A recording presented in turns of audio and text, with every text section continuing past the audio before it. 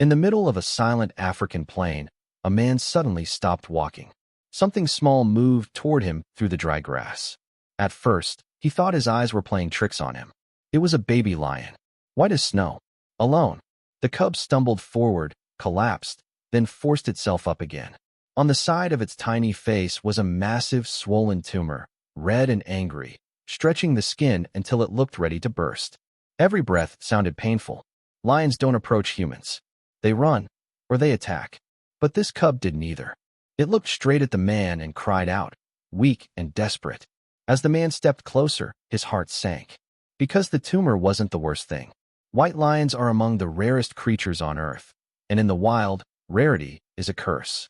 Their pale fur offers no camouflage, no protection, no mercy. From the moment this cub was born, survival was never guaranteed. In the early days, it stayed close to its mother, hidden beneath her powerful body, drinking warmth and safety from her presence. But as weeks passed, the swelling on the cub's face began to grow. What started as a small lump became a painful, infected mass. Feeding became difficult. The cub cried more, walked slower. The pride noticed. Predators always do. One dawn, as the sun rose over the savanna, the pride began to move. Strong lions first, healthy cubs next. The white cub tried to follow, stumbling through the grass, calling out with everything it had left. But the distance grew wider with every step. Eventually, the call stopped. Left behind, the cub faced hunger, pain, and silence. Flies gathered around the wound. Each breath burned. At night, unfamiliar sounds echoed closer. Hyenas had started circling. The cub didn't understand abandonment or fate. It only knew one truth. If help didn't come soon, it would not survive. The tumor was no longer just a swelling. It pulsed beneath the cub's skin, hot, infected, and painfully alive. Every movement sent waves of agony through its small body. The cub tried to lick the wound, but even that simple act made it cry out. Blood and fluid leaked from the cracked skin, leaving a scent that carried far across the savanna. To predators, it was an invitation. Hyenas began appearing at a distance, shadows slipping through tall grass. They did not rush. They never do. They watched. They waited. Each hour, they moved closer, laughing softly as the cub weakened. The cub attempted to stand its ground, forcing out a tiny roar that sounded more like a plea. Its legs trembled. Hunger drained its strength. Infection spread deeper, stealing breath, blurring vision, slowing the heart. In the wild, illness is a death sentence. There are no second chances, no medicine, no mercy. As the sun climbed higher, the cub collapsed again, too exhausted to rise. Hyenas tightened the circle. Teeth flashed. Death was no longer a threat. It was moments away. Every second that passed erased hope, leaving only fear, pain, and the unbearable instinct to survive alone completely. The man was not supposed to be there that day. He was a wildlife ranger, sent to survey the land miles away, far from any known pride territory. A broken radio and a wrong turn had led him into this forgotten stretch of savanna. When he first saw the white cub, his training told him to stop. Injured animals are unpredictable. A mother could be watching. One wrong move could cost his life. But the cub did not charge.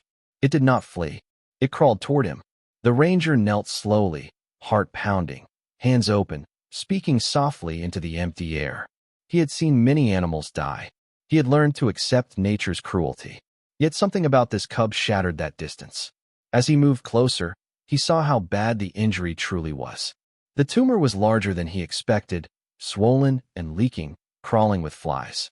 The smell of infection burned his nose. Then he noticed the tracks. Hyena footprints, fresh and many, circled the area. They were close. Too close. The ranger stood frozen between two impossible choices.